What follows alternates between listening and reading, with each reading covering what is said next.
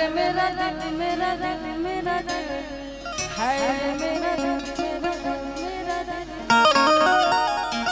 फिर इसको क्या करके हो दर्द दिल की दवा दीजिए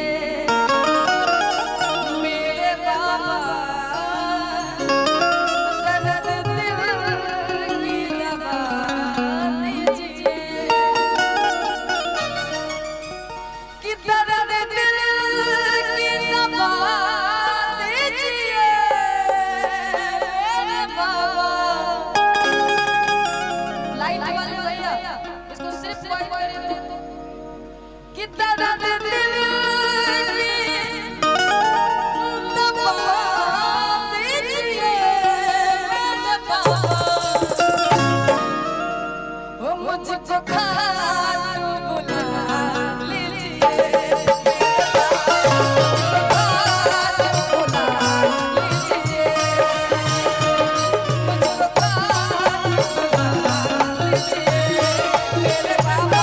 मुझको खाटू बुला लीजिए मीठा हाय मेरा दिल मेरा दिल मेरा दिल हाय मेरा दिल मेरा दिल।